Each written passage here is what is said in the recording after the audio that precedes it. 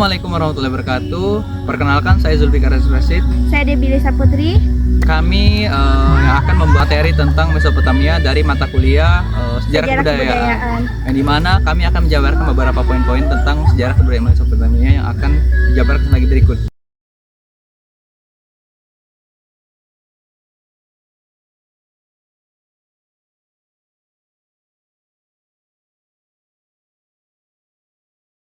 Mesopotamia, tanah di antara dua sungai dalam bahasa Yunani, bukan hanya sekadar lokasi geografis, melainkan sebuah laboratorium raksasa tempat manusia pertama kali bereksperimen dengan kehidupan bernegara, hukum tertulis, dan kompleksitas masyarakat urban.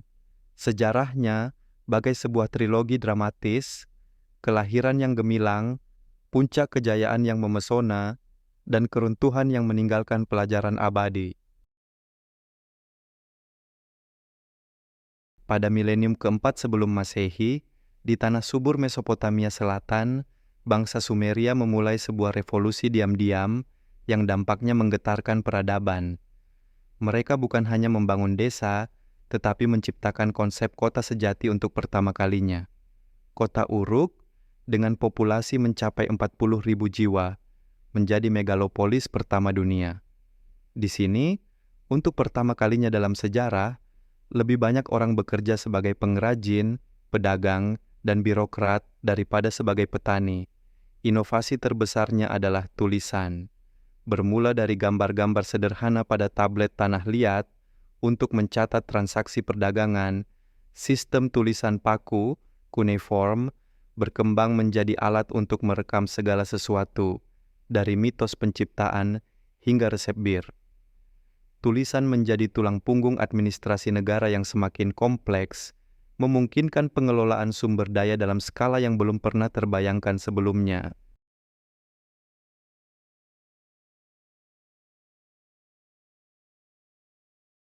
Gelombang sejarah berikutnya menyaksikan munculnya kekaisaran-kekaisaran besar yang saling bersaing memperebutkan hegemoni.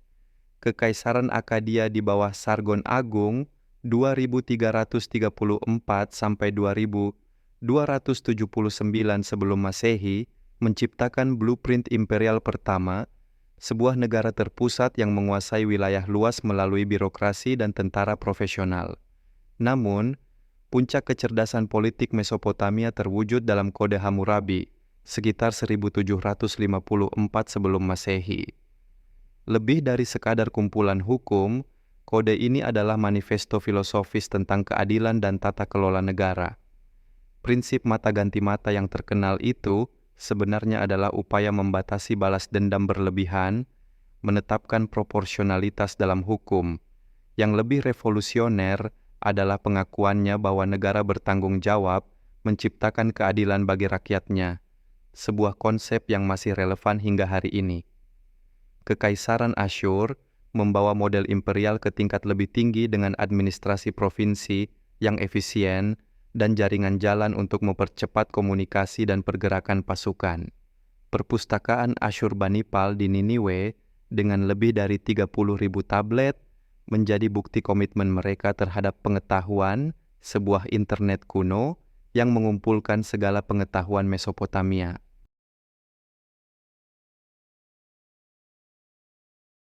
Namun, seperti semua kisah besar, kemegahan Mesopotamia akhirnya memudar. Keruntuhannya bukan disebabkan oleh satu faktor tunggal, melainkan jalinan kompleks masalah ekologis, politik, dan sosial. Masalah lingkungan menjadi akar krisis. Irigasi intensif selama ribuan tahun menyebabkan akumulasi garam di tanah, meracuni lahan pertanian yang menjadi basis ekonomi kerajaan-kerajaan Mesopotamia. Tablet-tablet dari periode akhir mencatat penurunan drastis hasil panen gandum dari rasio 1:2007 menjadi hanya 1:73 pada masa Babilonia baru.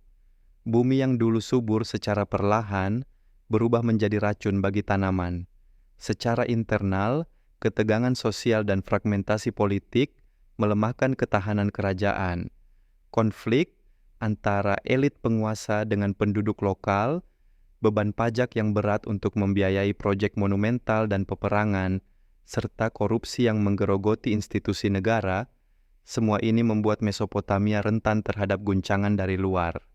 Pada 539 sebelum Masehi, ketika pasukan Persia di bawah Koresh Agung memasuki gerbang Ishtar tanpa pertumpahan darah, sebenarnya mereka hanya memberikan titik akhir pada sebuah proses keruntuhan yang sudah berlangsung lama. Kekaisaran yang pernah menjadi yang terhebat di dunia itu akhirnya takluk, bukan terutama karena kelemahan militernya, tetapi karena ketidakmampuannya mengelola keberlanjutan ekologis dan kohesi sosial.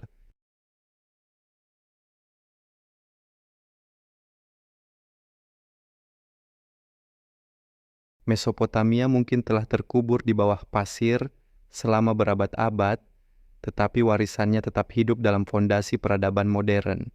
Sistem waktu kita yang membagi jam menjadi 60 menit dan lingkaran menjadi 360 derajat adalah warisan matematika Babilonia. Konsep hukum tertulis yang berlaku untuk semua warga negara adalah warisan Hammurabi.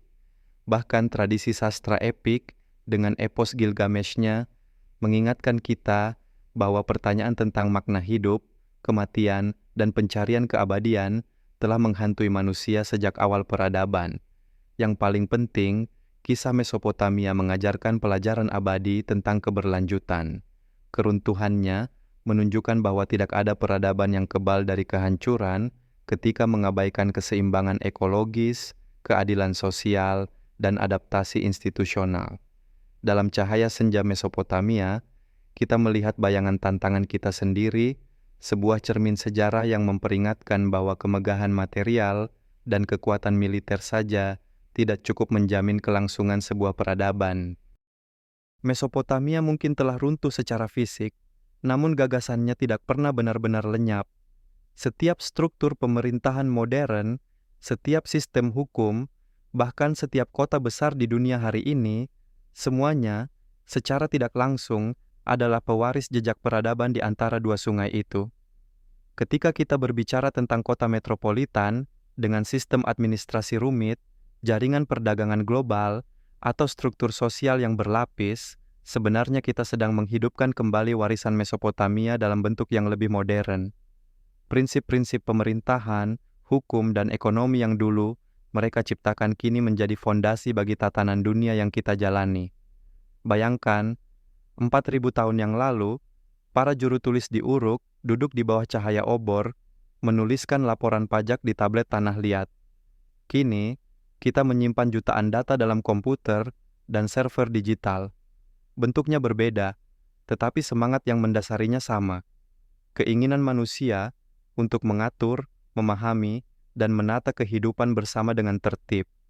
Namun, ada satu pesan yang paling relevan dari Mesopotamia, tentang kesadaran akan keseimbangan antara kemajuan dan kelestarian.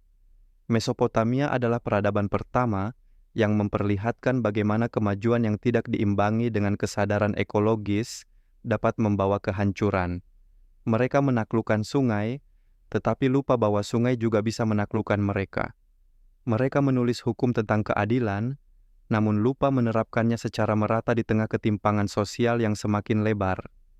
Kini, ribuan tahun kemudian, dunia modern menghadapi tantangan serupa. Krisis iklim, kesenjangan ekonomi, dan konflik sosial menjadi gema masa lalu yang kembali bergema. Kita mungkin memiliki teknologi yang jauh lebih maju, namun persoalannya tetap sama. Mampukah peradaban ini bertahan tanpa menghancurkan fondasi yang menopangnya, alam dan kemanusiaan itu sendiri? Mesopotamia mengajarkan bahwa peradaban tidak hanya diukur dari tingginya menara atau luasnya wilayah kekuasaan, tetapi dari kemampuannya untuk menjaga keseimbangan antara manusia, alam, dan nilai-nilai moral yang menopang kehidupan bersama. Ketika arkeolog menggali reruntuhan Babilonia atau Niniwe, mereka tidak hanya menemukan sisa-sisa bata dan patung, tetapi juga pesan sunyi dari masa lalu, bahwa setiap kejayaan memiliki batas waktu, dan hanya kebijaksanaan yang mampu melampaui zaman. Maka, jika kita menatap peta dunia hari ini, dari Baghdad hingga New York, dari Uruk kuno hingga kota-kota modern yang tak pernah tidur, sesungguhnya kita sedang menyaksikan bab lanjutan dari kisah panjang itu. Kisah yang dimulai di lembah antara dua sungai, ketika manusia pertama kali belajar menjadi makhluk sosial, berpikir tentang hukum, dan berani menantang takdir alam dengan akal budinya.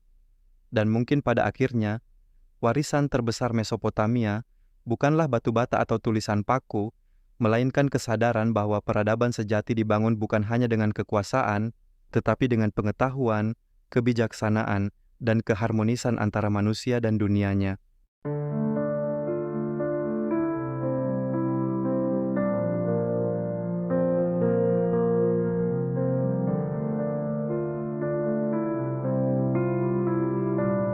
Baiklah, sekian penjabaran materi dari kami tentang mata kuliah sejarah kebudayaan. Kami telah menjabarkan materi-materi tersebut yang telah kami kumpulkan, kami bahas secara rinci, lalu kami jabarkan poin per poin. Sekian dari saya, Zulfikar Rashid, dan teman saya. Saya Debilisa Putri. Sekian, terima kasih. Dadah.